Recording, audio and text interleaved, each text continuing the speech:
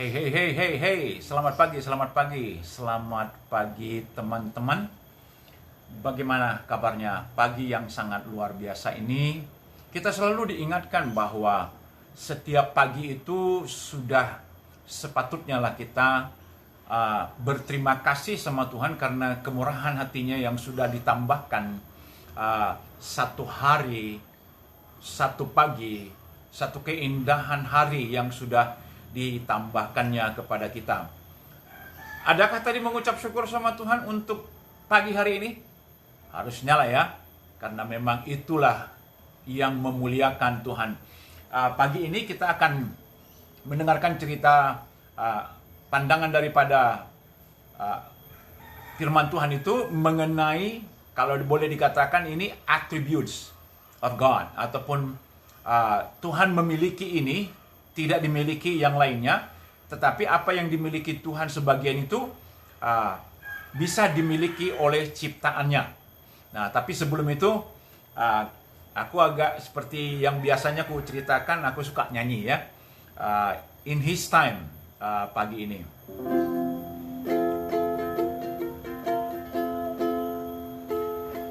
In His time,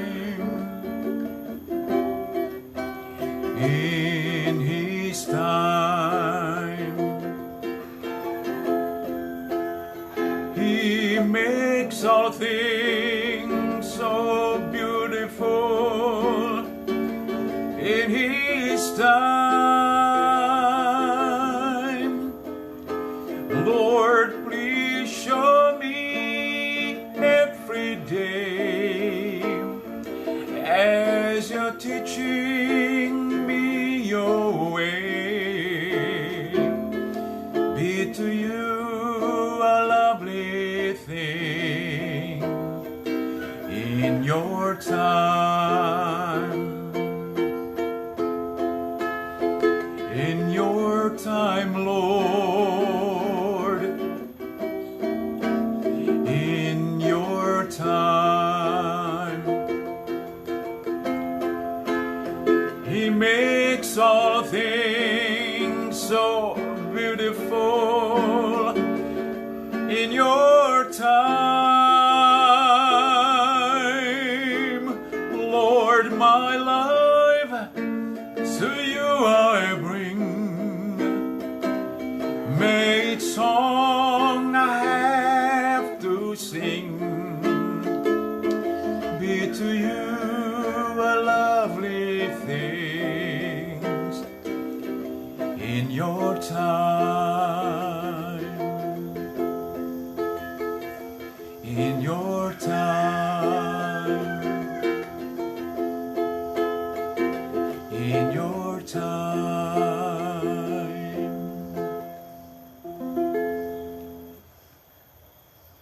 Sungguh indah ketika waktu Tuhan itu memandangkan, memperlihatkan kepada ciptaannya. Karena memang kalau kita bercerita tentang Tuhan itu, kita bercerita tentang kepribadiannya. Ada beberapa kepribadian daripada Tuhan itu sendiri, dan Dia itu kekal. Artinya kekal itu tidak ada mulanya dan tidak ada akhirnya. Ataupun Tuhan itu unchangeable, ataupun Dia tidak pernah berubah.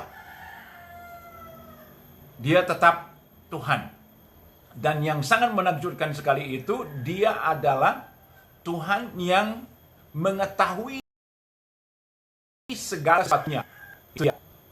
Segala sesuatunya, dan Dia pun juga adalah pribadi yang mengkontrol ataupun berdaulat di kerajaannya di sorga maupun di angkasa, di mana bulan, bintang, matahari, dan juga Dia berkuasa berdaulat di langit di mana awan-awan berada dengan waktu yang sama.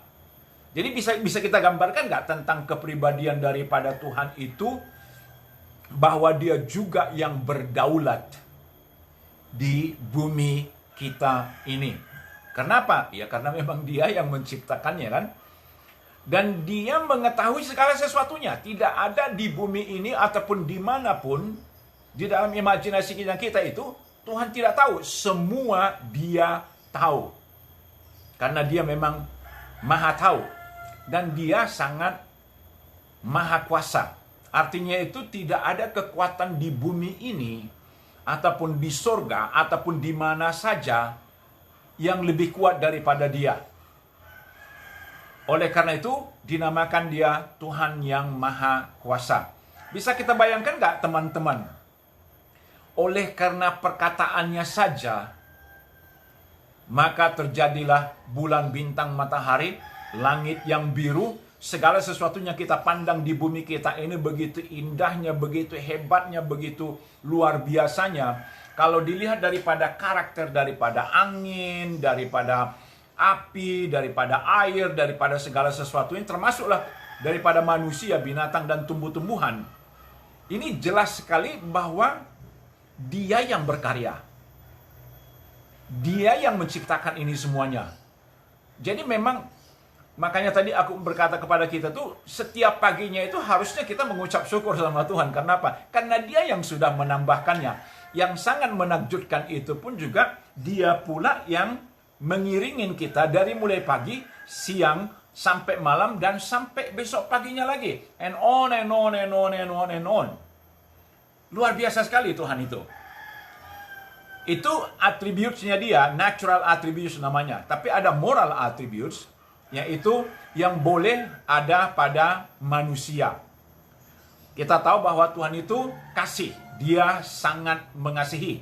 Dan Dia baik. Tuhan itu selalu baik kepada yang jahat maupun kepada yang tidak jahat. Dan Tuhan itu berbaik hati. Tapi ada satu karakter yang aku mau cerita pagi hari ini adalah bahwa Tuhan itu gracious dan merciful. Kalau sudah dibilang gracious itu, dari pemikiranmu apa kata-kata gracious itu? Bermurah hati ataupun berbelas kasihan, itu yang mercy.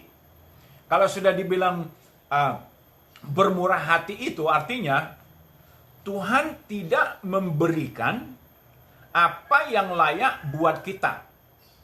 Itu bermurah hati. Berbelas kasihan sebaliknya, Tuhan memberikan apa yang tidak layak buatmu dan buatku. Kenapa aku cerita begini, teman-teman? Karena memang di konteksnya kita ini pagi yang sangat luar biasa, di Kejadian pasal 2 ayat 22 sampai 25 kita masih di sana. Karena aku mau memerankan dulu pandangan kita tentang Tuhan itu. Nah, nanti hari hari Senin kita akan mendengarkan pandangan daripada laki-laki dan perempuan itu, bagaimana mereka nanti akan menjalankan satu kemuliaan tanggung jawab yang diberikan oleh Tuhan itu kepada manusia itu di bumi ini. Itu penting kita dengarkan. Nanti hari Seninnya kita lihat dulu dari sisi si laki-lakinya. Baru dari sisi si perempuan. Dan teman-teman, sejujurnya si Adam itu tidak layak mendapatkan seorang perempuan. Ya kan? Sejujurnya si Adam itu, manusia pertama itu tidak layak untuk mendapatkan Taman Eden. Tidak layak untuk mendapatkan satu kuasa yang diberikan oleh Tuhan itu kepada dia untuk to domain the earth. Dia yang mengatur, dia yang memimpin, dia yang memelihara bumi itu di sekitarnya, di Taman Eden itu. Ini kan suatu kepercayaan yang sangat menakjubkan sekali. Can you imagine? Pikirkan sejenak. Kenapa sampai Tuhan itu mau memberikan kepercayaan yang sangat luar biasa, suatu kehidupan kepada si Adam? Apalah kriteria daripada si Adam itu? Layakkah dia, cocokkah dia mendapatkan itu? Aku pikir tidak. Tetapi Tuhan memberikan kesempatan itu di waktunya dia itu, waktu yang tepat diberikannya itu kepada si Adam untuk memulai kehidupan itu. Kebacakanlah dulu ya teman-teman ya, di Kejadian pasal 2 ayat 22 sampai 25. Dijelaskannya di sini tuh, lalu Tuhan Allah membuat manusia itu tidur nyenyak. Ketika ia tidur, Tuhan Allah mengambil salah satu rusuk daripadanya, lalu menutup tempat itu dengan daging. Dan dari rusuk yang diambil Tuhan Allah dari manusia itu, dibangunnyalah seorang perempuan, lalu dibawanya kepada manusia itu. Lalu berkatalah manusia itu, inilah dia, tulang dari tulangku dan daging dari dagingku. Ia akan dinamai perempuan, sebab ia diambil dari laki-laki. Sebab itu seorang laki-laki akan meninggalkan ayahnya dan ibunya dan bersatu dengan istrinya, sehingga keduanya menjadi satu daging. Mereka keduanya telanjang, manusia dan istrinya itu, tetapi mereka tidak merasa malu. Teman-teman, kalau kita mau melihat sejenak apa yang sudah dilakukan oleh Tuhan itu, ini sangat menakjubkan sekali. Betul itu. Takkan ada bisa manusia yang melakukan akan hal seperti ini. Bisa kau bayangkan nggak kalau si Adam kan kemarin itu diciptakan oleh Tuhan itu dari debu tanah. Diambilnya tanah itu, dibentuknya tubuh itu, dan dihembuskannya napasnya, dan diciptakannya manusia itu segambar dengan Tuhan. Wih, terhormat sekali lah kita itu ya.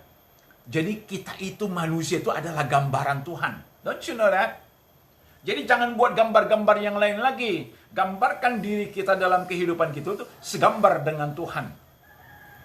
Dan yang menakjubkan satu lagi itu, Tuhan membuat si Adam itu nyenyak tidur, dan dia membuat satu operasi yang sangat pertama kali di bumi.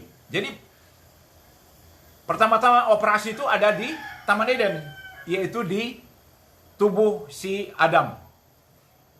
Dibukanya tubuhnya itu, dagingnya itu, dan diambilnya satu rusuk, dan dijadikannya lah seorang perempuan.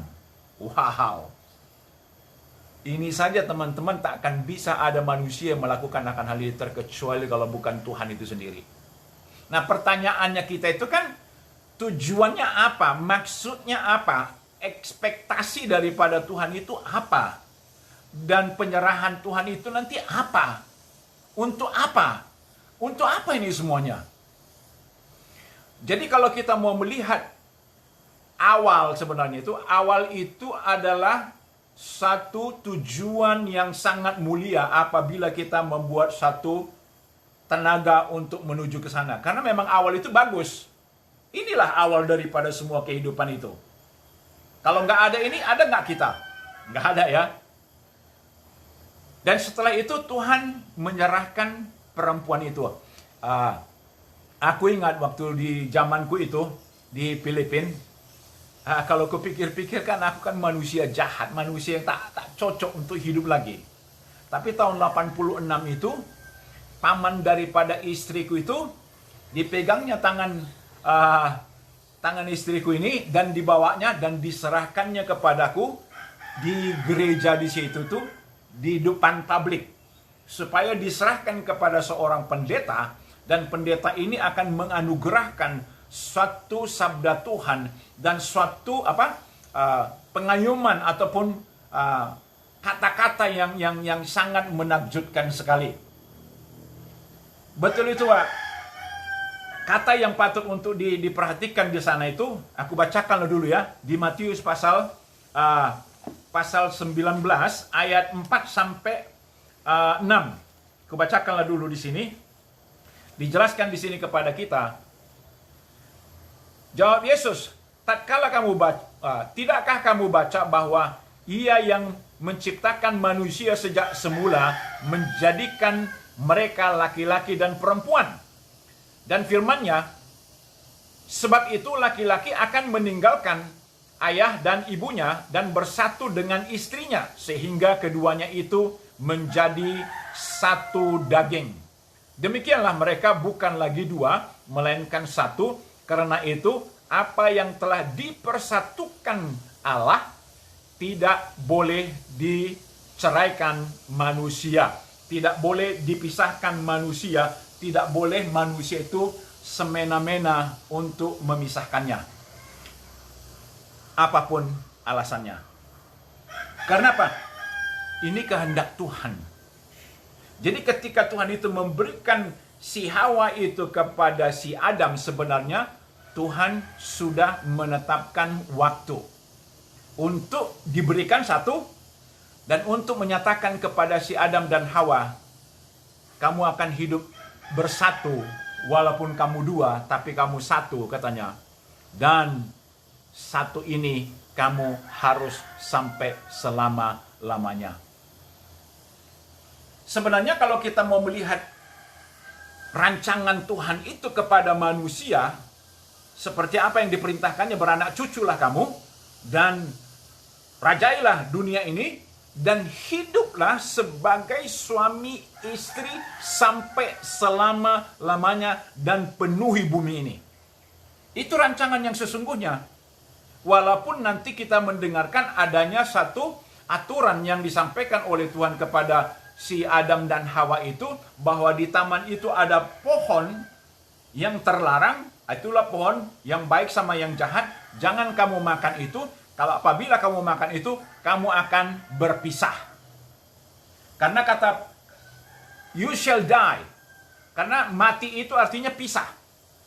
Jadi bisa dibayangkan nggak ketetapan Tuhan itu sebenarnya yang sesungguhnya itu, bahwa laki-laki dan perempuan itu harus satu, karena Tuhan sudah menyatukannya. Tidak ada boleh manusia dengan kecerdasannya, dengan apapun cara-cara dia, tidak boleh lagi untuk dipisahkan.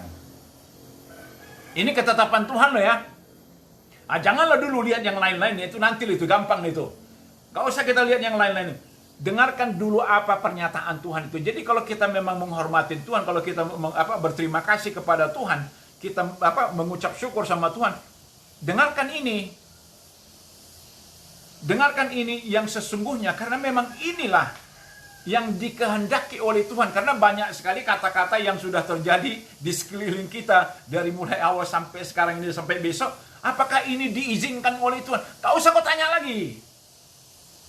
Yang diizinkan, yang dikehendaki oleh Tuhan itu, tidak ada seorang pun yang boleh memisahkan laki-laki dan perempuan. Makanya nanti hari Senin nanti, kita akan melihat seperti apa yang sudah kuceritakan kemarin itu hari Senin, bagaimana pandangan laki-laki terhadap perempuan, bagaimana pandangan perempuan terhadap laki-laki, bagaimana pandangan Tuhan terhadap laki-laki dan perempuan, dan bagaimana pula pandangan dunia terhadap laki-laki dan perempuan. Ini adalah yang perlu kita pelajarin. Makanya satu ketetapan yang patut untuk kita perhatikan di sana, ditekankan di sana kepada kita oleh sabda Tuhan itu, oleh firman Tuhan itu di ayat 23-24, bahwa ketika laki-laki itu sudah mengakui bahwa dia adalah tulang daripada tulangku, daging daripada dagingku, bahwa perempuan ini adalah dari aku, dari laki-laki. Ayat 24 dijelaskan di sana, si laki-laki ketika dia menerima perempuan itu, dia harus meninggalkan institusi atau ajaran apa itu dari orang tuanya, dan pergi bersama-sama dengan istrinya, dan memulai kehidupan yang Tuhan yang menjadi pusat dalam kehidupan mereka. Tegas itu dah bah. Asli itu. Jadi janganlah pula kita main ecek-ecek, janganlah kita pula main-main. Nanti kita lihat pengakuan daripada si laki-laki, dan kita lihat juga peran daripada si perempuan. Sembari berjalan ini, pandangan Ucok ini, ayo kita belajar dari sini tentang sudah berantakan itu bukan menjadi masalah. Yang masalah itu, ayo kita ke jalan yang benar dulu. Ayo kita memulai sesuatu itu di yang benar, bukan yang salah. Jangan kita pakai kesalahan itu untuk membenarkan yang salah. Biarlah yang benar ini untuk membenarkan yang salah, supaya yang salah itu bisa menjadi benar kembali. Jadi kita lihat teman-teman, rancangan Tuhan itu sebenarnya indah sekali. Bahwa dia menginginkan setiap pernikahan itu sampai selama-lamanya. Ataupun dengan kata lain, till death do us part. Till death do us part. Ini kan apa? Oath. Bukan sumpah-sumpah biasa saja. Memang ini adalah Bukan disumpahin ya maksudnya. Ini artinya itu persetujuan antara laki-laki dan perempuan itu benar. Kematian saja yang bisa memisahkan kita. Itu betul. Makanya kan sangat bisa sekali apabila seseorang itu pasangannya sudah meninggal, boleh dia mencari yang lain. Tapi kalau pasangannya belum meninggal, ya janganlah pula cari-cari. Tak baik itu teman-teman. Jadi kita lihat di sini tuh ketetapan waktunya Tuhan menjelaskan kepada kita bahwa inilah ketetapan Tuhan. Inilah pertama-tama institusi yang pernah ada di bumi. Inilah mulanya. Dari sinilah gambaran semuanya institusi yang ada di kehidupan kita ini sekarang. Oleh karena itu teman-teman, ayo kita hormati keputusan Tuhan itu. Ketika waktunya diberikan kepada kita, ayo kita taat dan menghormatinya dan bertekad untuk memuliakan Tuhan atas apa yang sudah diberikannya. Karena dia sudah bermurah hati. Nah oleh karena itu, kalau kalian lagi pacaran-pacaran, kalau kalian ada rancangan untuk mau menikah, pastikan jangan sampai merencanakan menikah habis itu berpisah.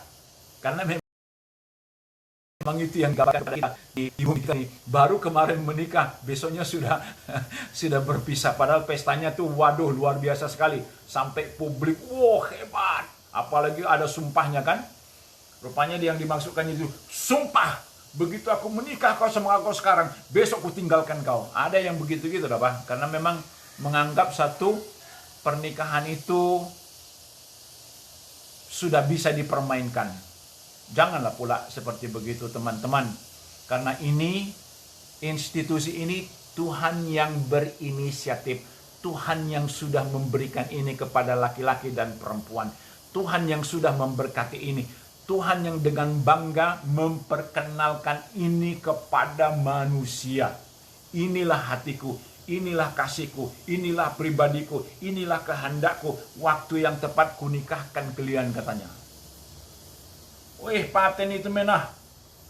Jadi rupanya itu kalau boleh dikatakan pernikahan itu adalah sangat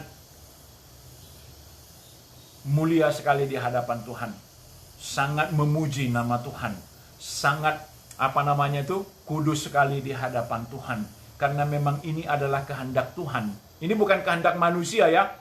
Nah, nanti kita lihat nanti bagaimana manusia itu memperlakukan apa yang sudah dipercayakan oleh Tuhan itu kepada kita. Kita lanjutkan nanti perjalanan kita di pasal 3 ayat 1 sampai seterusnya. Dan kita lihat karakter-karakter daripada manusia itu.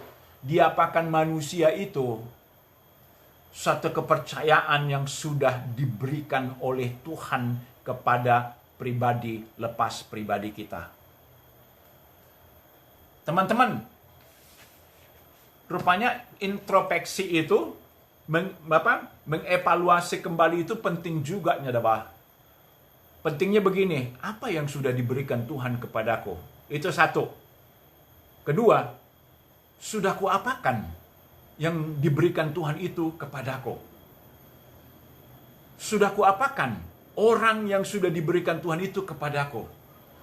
Sudah kuapakan pekerjaan, apapun kehidupan kita yang sudah diberikan Tuhan itu kepada kita?